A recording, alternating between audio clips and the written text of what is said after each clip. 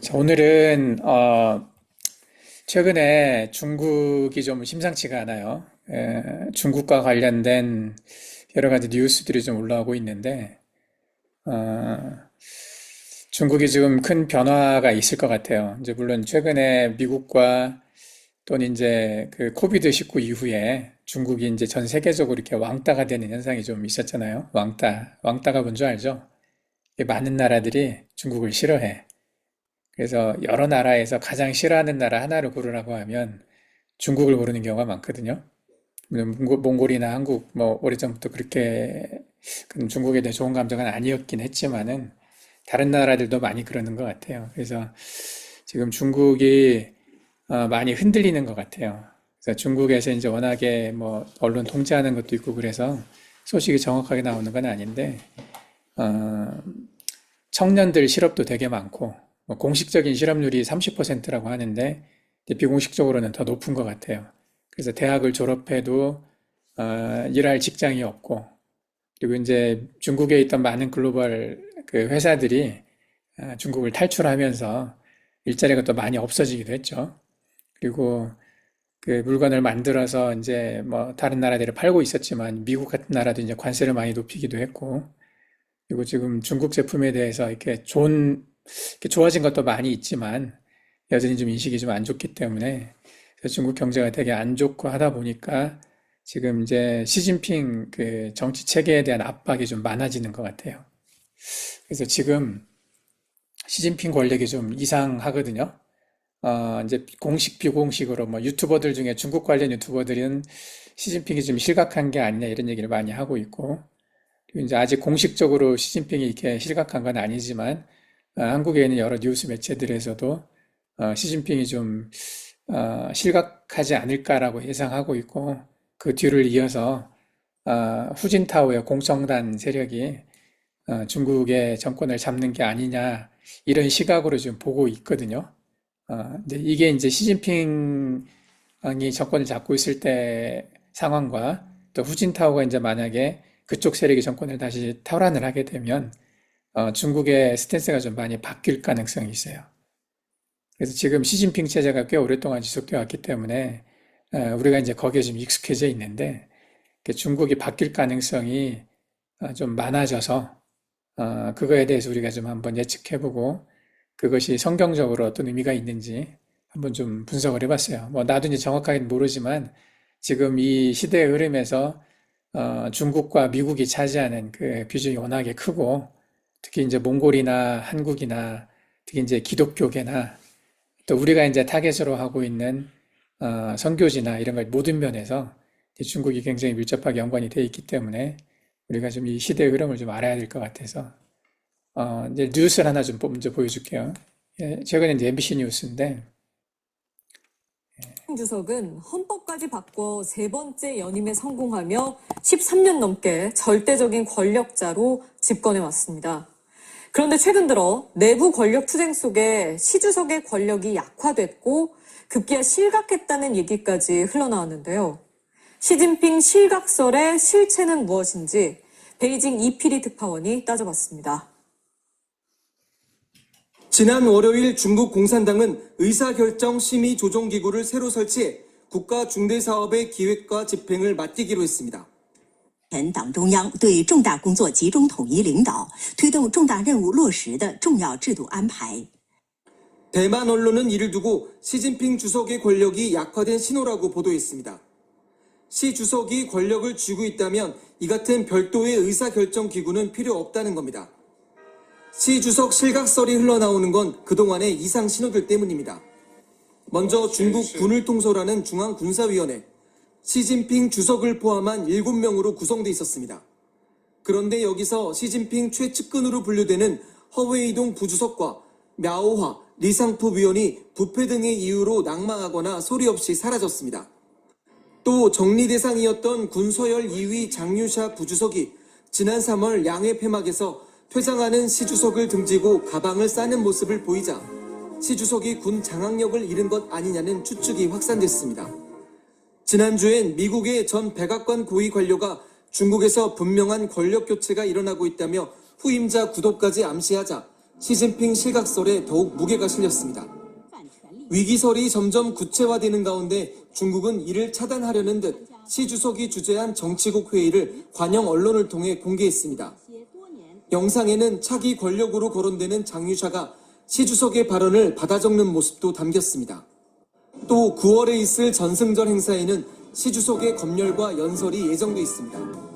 열병식 검열은 군 최고 통수권자가 해오던 것이 관례이기 때문에 군 최고 통수권을 시진핑 주석이 여전히 장악하고 있다는 것을 반증하는 확실한 증거로 볼 수 있습니다. 중국은 최고 지도부의 거취를 결정하는 4중전회를 앞두고 있습니다. 후계 구도에 관한 내용이 포함되는지에 따라 실각설에 대한 판단도 분명해질 것으로 보입니다. 베이징에서 MBC 뉴스. 예, 아직 실각했다, 뭐 확실하게 이렇게 대외적으로 알려진 건 아니지만 이제 유튜버들 사이에서는 조금 더 심각하게 뉴스보다 더 실각이 됐다라는 쪽으로 얘기가 많이 나오고 있어요. 중국 유튜버들 쪽으로는. 근데 이제 어쨌든 굉장히 단단했던 시진핑의 어떤 위치가 지금 많이 흔들리고 있는 것 같고, 그리고 이제 중국 내부나 중국 외부의 모든 상황들이 시진핑이 권력을 계속 유지하기 어려운 상황이 될 것 같다라는 생각은 들어요. 그래서 어떤 식의 변화가 있지 않을까 하는 생각이 들고, 이제 이것에 대해서 이제 국토전략TV라고 이제 유튜버가 있는데, 그 유튜버가 이제 이 향후에 어떻게 될 것인가를 분석해 놓은 게 있더라고요. 이제 내가 가끔 이 국토전략TV를 보기는 하지만 이제 조금 약간 과대한 좀 그런 해석들이 좀 있어서 다 믿지는 않는데, 그래도 조금 이렇게 보통의 언론들이나 이제 유튜버들이 잘 보지 않는 부분들 보는 건 좀 있는 것 같아서 한번 참고 삼아서 이 이후에 시진핑이 이제 권력을 잃게 되고 나면 어떤 일이 일어날 것인지에 대해서 예측해낸 시나리오가 있더라고요. 그걸 한번 좀 볼게요. 아니면 과거처럼 장유샤 등으로 알려진 군부 인사들, 패자당 계열의 군부 인사들이 시진핑 체제를 뒤엎을까요? 분명한 건 시진핑의 장기 집권 체제가 거의 저물어가는 듯하다는 것입니다. 앞으로의 중국이 어떻게 바뀔지 미리 같이 예측해봅니다. 국토전략TV? 중국은 지금 시진핑 주석이 장기 집권을 이어가는 과정에서 경제 성장 둔화와 청년 실업, 외교적 고립, 부패 수사에 따른 반발 같은 문제가 한꺼번에 터져 나오면서 이대로는 안 된다는 목소리가 커지고 있습니다. 그 결과 시진핑 체제가 끝나면 누가 정권을 잡을까? 라는 질문이 자연스럽게 등장했고, 여러 전문가와 관찰자들은 후진타오 전 주석의 계열인 공청단, 세력이 다시 무대 앞에 설 가능성이 높다고 보고 있습니다. 공청단 인사들은 대체로 협상과 타협을 중시하고 외국 자본을 받아들여 경제를 살리자는 실용적 노선을 주장합니다. 특히 광저우와 선전, 상하이처럼 해외 기업이 몰려있는 남동부 해안도시 출신이 많아서 개방도시의 이익을 대변한다는 평가를 받곤 합니다. 반대로 시진핑 주석을 떠받쳐온 태자당 세력은 베이징 주변과 내륙 지방을 기반으로 하며 국유기업과 군부를 중심으로 한 전통적 국가주의적 색채가 강합니다. 만약 시진핑 이후에 공청단이 중국을 이끈다면 어떤 변화가 생길까요? 우선은 외교 관계부터 달라질 것입니다. 미국과 무역 마찰을 줄이고 유럽과도 손을 잡으려 할 가능성이 큽니다. 그러려면 러시아, 이란 같은 나라를 적극적으로 돕던 전략을 수정해야 할 가능성이 높습니다. 공청단 세력은 과거와 같이 중국을 개방국가로 바꿔놓기 위해서 미국과의 협상에 나설 가능성이 높은데, 여러 외교적 스탠스를 바꿀 가능성이 예상됩니다. 과거 핑퐁 외교 때처럼 말이죠. 일단 대러시아, 대이란 외교의 측면에서 공청단이 집권할 경우 약간 다른 태도를 취할 가능성을 예상해 볼 수 있습니다. 러시아는 우크라이나 전쟁 때문에 서방 금융망 스위프트에서 사실상 퇴출됐고 위안화 결제 시스템에 크게 의존해 왔습니다. 공청단이 미국과 손잡기 위해 러시아 지원을 줄이면 러시아 경제는 치명적인 충격을 받을 수밖에 없습니다. 이란도 마찬가지입니다. 이란은 중국과의 원유 거래를 통해 제재를 견뎌왔는데, 공청단이 미국 눈치를 본다면 이란에 대한 지원도 줄어들 수 있습니다. 그렇게 되면 러시아와 이란은 국제 무대에서 더 고립될 것이고, 특히 러시아 내부의 소수민족 공화국들이 우리는 독립하겠다며 목소리를 키울 수 있습니다. 실제로 타타르스탄이나 사하공화국처럼 자원을 많이 가진 지역은 이미 온라인상이나 유럽 의회 등지에서 독립에 대한 목소리를 높이고 있습니다. 러시아의 많은 지방 지역들은 많은 천연 자원을 갖고 있기 때문에 독립과 동시에 노르웨이와 같은 1인당 국민소득이 높은 부유한 국가를 꿈꾸는 것입니다. 탈모스크바주의를 원한다는 것입니다.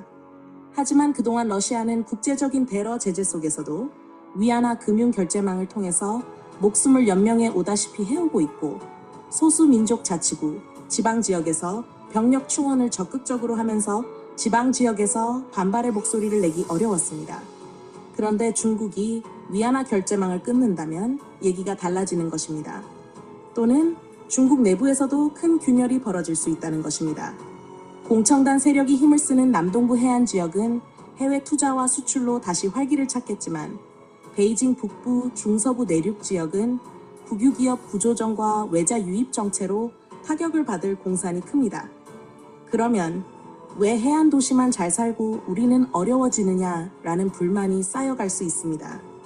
공청단이 집권을 하고 서방의 무역 충돌 완화 관련 협상을 한다고 하더라도 구조조정안을 받아들여야 하는 조건이 있게 된다면 지방 도처에 소재한 많은 중소기업들은 도산하고, 그 대신 인수합병 과정을 통해 중국 남동부 연안에 소재한 대기업들만 살아남는 구조조정이 단행될 수 있으며, 특히 산시성, 허베이성, 스촨성 같은 곳에서는 일자리 감소와 임금 체불로 민심이 흉흉해질 수 있습니다. 이때 태자당을 지지하는 군부나 관료가 내륙을 지키겠다며 지역주의를 선동하면 중국은 눈에 보이지 않는 두 개의 체제로 갈라질 수도 있습니다. 하나는 자유무역으로 불을 쌓는 남중국, 다른 하나는 국가주의와 보호무역을 내세우는 북중국 또는 내륙 중국인 셈입니다. 내륙과 비내륙이 서로 양분되는 구조를 띠게 될 수 있다는 것입니다. 특히 남중국 지역은 글로벌 공급망에 다시 편입되어 스마트폰, 전기차, 기타 공산품 조립 같은 제조업을 늘릴 것이고, 이를 통해 서방 대기업들과의 협력 기회를 넓힐 것입니다. 그를 통해 예전처럼 공급망이 다시 짜여질 수 있습니다. 반대로 북중국 지역은 석탄, 철강, 군수 산업에 의존하다가 경쟁력을 잃고 환경 규제 압박까지 받아 경제 성장이 더디게 될 가능성이 높습니다. 이렇게 한 나라 안에서 성장축이 서로 달라지면 물류통, 에너지 정책도 따로따로 굴러가게 됩니다. 예를 들어 남중국은 해상물류와 태양광 풍력 같은 친환경 에너지에 집중하는 반면 북중국은 화력발전과 철도물류에 머무는 시기죠. 그러다 보면 예산 배분 문제로 중앙정부와 지방정부 사이 갈등이 심화되고 하나의 중국이라는 구호가 무색해질 수도 있습니다. 한마디로 남중국과 북중국이 과거와 달리 큰 차등이 생길 가능성이 예상된다는 것입니다. 이런 변화는 한반도에도 직접적인 영향을 미칩니다.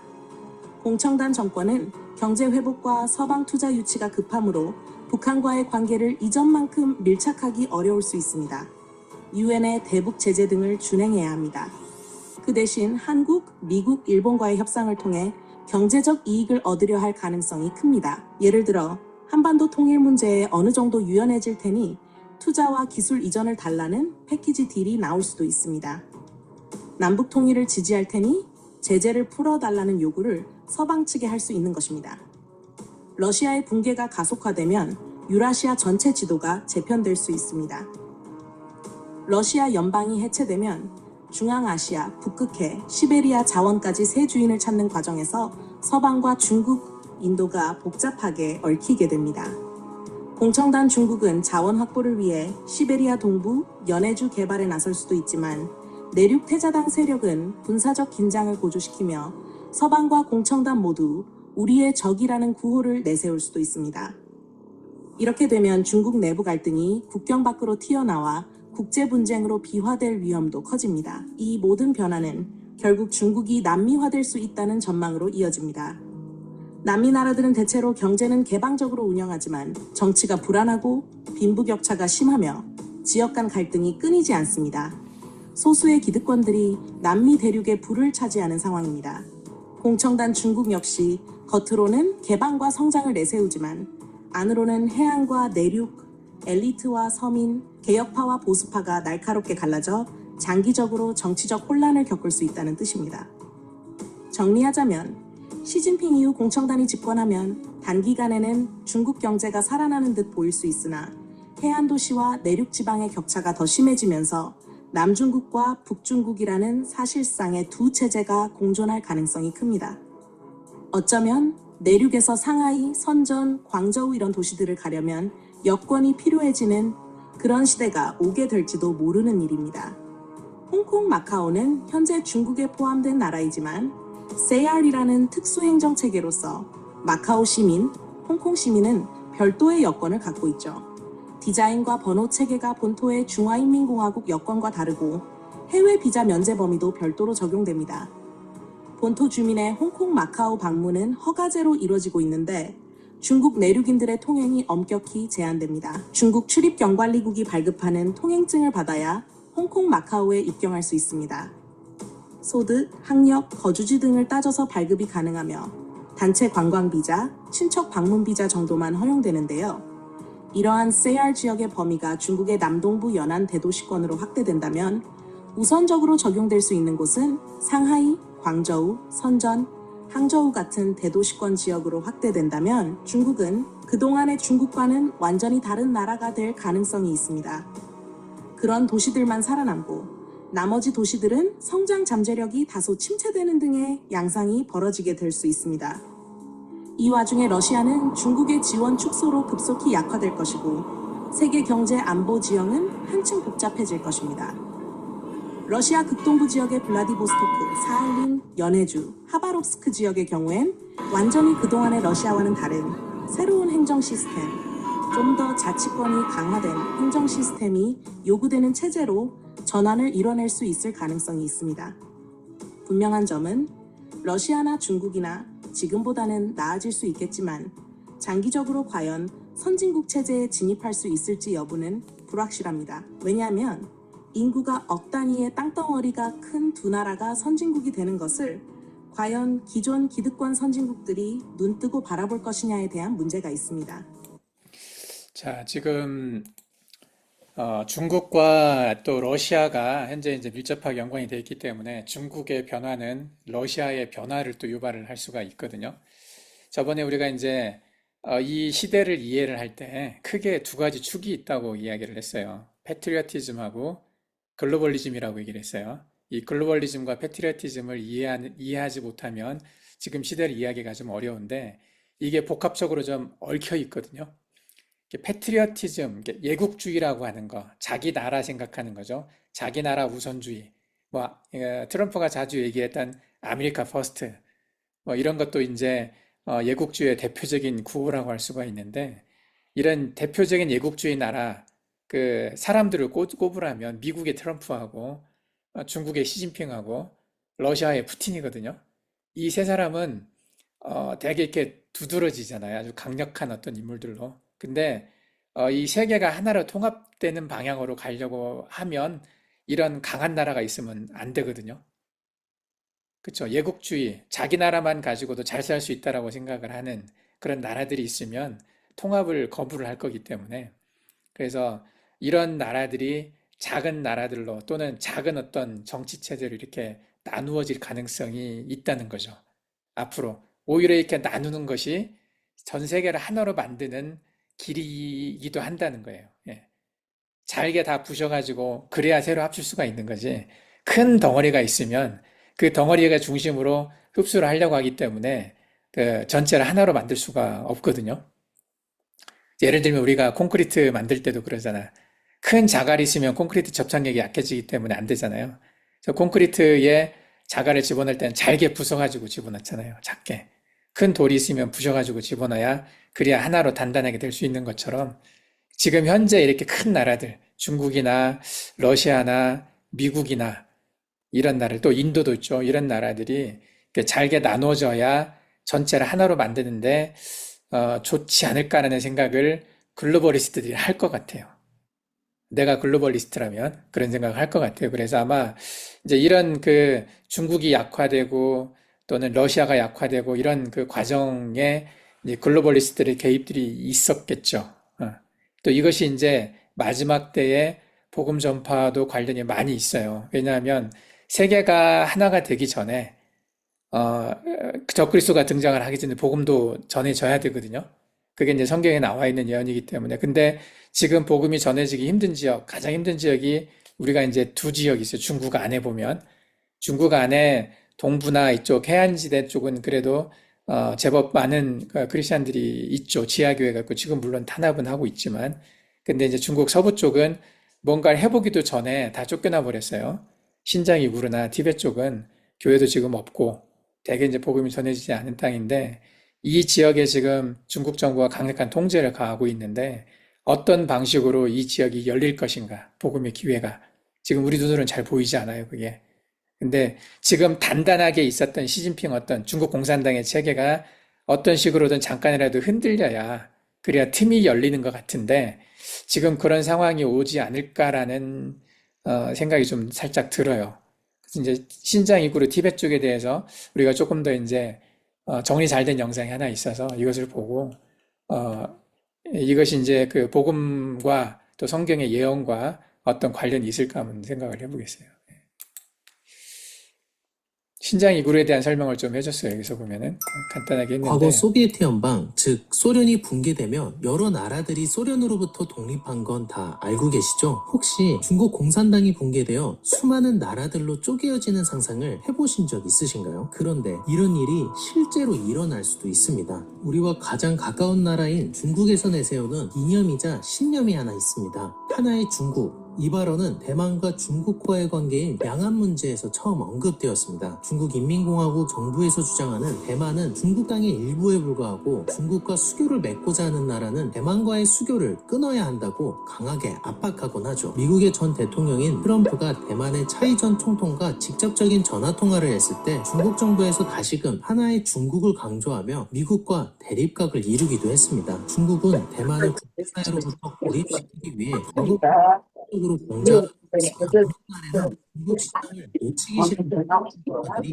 하나의 중국을 인정해주며 중국과의 수교를 이어가고 있습니다. 그런데 하나의 중국으로 인해 고통받는 곳은 대만뿐만이 아닙니다. 불교의 나라 티베트 한 번쯤은 들어보셨을 이름일 겁니다. 고산지대를 비롯한 오랜 전통과 역사를 간직한 불교 문물들이 즐비한 이곳은 중국의 서남에 위치한 티베트 자치구입니다. 티베트는 과거 중국 당나라 시절 토번 왕국이라는 역사와 문화를 구축하였던 독자적인 나라였습니다. 물론 명나라와 청나라 시절에는 중국의 내정 간섭을 받아오곤 했지만 그들은 중국과의 또 다른 문명을 유지하였고 일본에 의해 청나라가 멸망하였을 때도 그들은 지속적인 자주국가로서의 독립을 외쳤습니다. 그러나 중국의 장제스 마오쩌둥 내전에서 승리한 마오쩌둥은 중국 인근의 소수민족들을 침략하며 그들을 강제로 합병하기 시작했죠. 그 과정에서 티베트는 중국의 티베트 자치구로서 귀속되게 됩니다. 티베트의 중국 합병 초기에는 중국이 귀속되는 것이 티베트의 봉건주의 사회에서 벗어나 티베트 국민들이 보다 풍족해질 것이라 생각하여 반기는 이들도 있었으나 그 꿈은 그리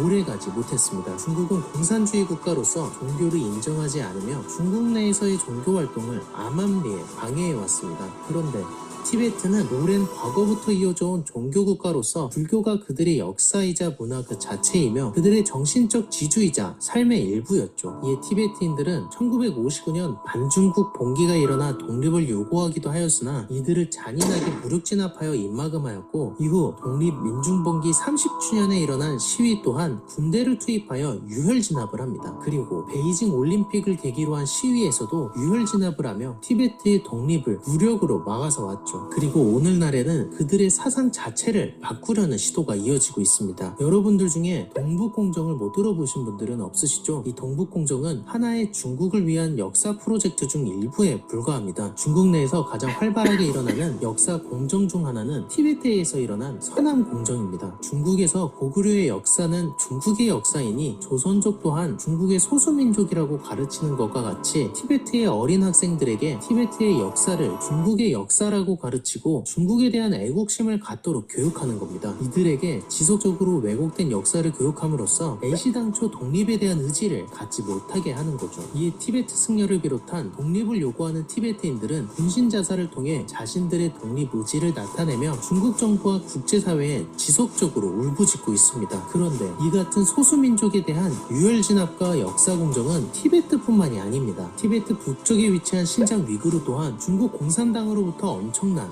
인권 침해를 받고 있죠. 신장에 거주하는 위구르족은 대부분이 이슬람교도로서 자신들의 종교적 신념과 가치관을 매우 중요시 여기는데 중국의 공산당은 암암리에 이들의 종교를 부정하며 방해해왔습니다. 뿐만 아니라 위구르족의 인구를 줄이기 위해 강제 구림 시술을 하고 중국의 반기를 드는 위구르인들에게 조직적인 성범죄와 성고문까지 자행되고 있다고 위구르인들은 증언하고 있죠. 이 같은 사실은 공산당 내부 관계자가 400여 쪽의 관련 문서를 공개하며 세상의 문서로서 밝혀지기도 했는데 위구르에 있는 직업훈련소는 위구르인들에게 공산당 사상을 주입시키기 위한 부금시설이며 신장 자체가 안면인식 CCTV를 통해 거대한 수용소로서 감시당하고 있다고 보도했습니다. 그런데 중국은 도대체 왜 이들의 독립을 이렇게까지 하며 막아서는 걸까요? 그 가장 큰 이유는 군사적 요충지로서의 역할과 경제적인 측면에서의 이익 때문입니다. 우선 티베트는 중국 영토의 8분의 1에 달하는 엄청나게 넓은 고산지대입니다. 이 땅은 단순히 넓기만 한 것이 아니라 어마어마한 지하자원이 매장되어 있죠. 이 고산지대에는 철광석 10억 톤, 구리 4천만 톤, 나파아연 4천만 톤, 거기에 석유가 함유된 2천억 톤 이상의 유혈암과 세액가스까지 매장되어 있는 중국판 알래스카라고도 불립니다. 뿐만 아니라 여기 이 하얗게 눈꽃 모양으로 덮여있는 이곳이 히말라야 산맥인데 중국은 이 산맥을 기점으로 인도와의 분쟁에 있어서 중국을 위협으로부터 보호할 수 있을 뿐만 아니라 반대로 티베트가 인도와 협력하게 된다면 중국 입장에서는 엄청난 위협이 도사리게 되는 겁니다. 티베트 독립으로서 생겨나는 위협은 이뿐만이 아닙니다. 앞서 제가 올린 미국이 초스피드 성장한 이유에 관련된 영상을 보신 분들은 아시겠지만 어느 나라든 큰 강은 그들의 생명수이자 성장의 원동력이 되어주는 매우 귀중한 국가자원입니다. 그런데 중국의 9개의 대규모 강들 중 황하강, 양쯔강, 그리고 메콩강을 쭉 따라 올라가 보면 그 발원지가 티베트입니다. 즉 티베트가 독립하게 되면 티베트는 언제든 이 강줄기를 막을 수 있게 되고 이를 막게 된다면 저 세 강을 중심으로 발전된 도시들은 당장의 농업에 엄청난 타격을 입고 안 그래도 식수 소비가 많은 중국에서 심각한 문제가 발생하게 될 겁니다. 이는 신장 위구르 또한 마찬가지입니다. 위구르는 중국이 현재 추진하고 있는 1대1로 사업의 핵심 요충지이기도 하며 위구르의 화석 자원은 상상을 초월할 정도인데 2017년에는 10억 톤에 이르는 세계 최대 유전이 발견되었고 2020년에는 5억 톤 규모의 원유와 천연가스가 발견되었습니다.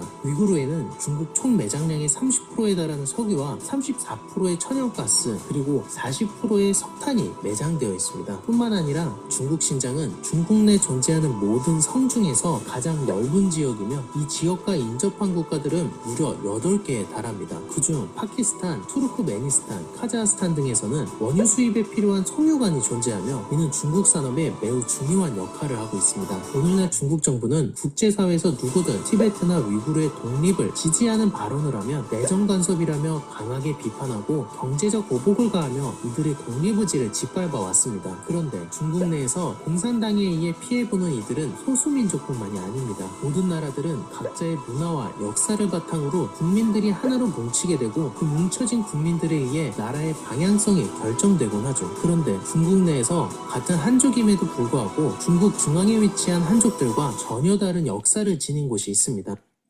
자, 여기까지. 우리가 이제 대충 알고 있는 내용이긴 하지만 한번 정리를 해봤어요. 그래서 이것이 지금 마지막 때를 우리가 이제 이해를 할 때 이 중국이 성경에 이제 어떤 식으로 예언이 되고 어떤 역할을 할 것인지에 대해서 좀 알아야 되거든요. 그래서 그걸 한번 정리를 한번 해보았는데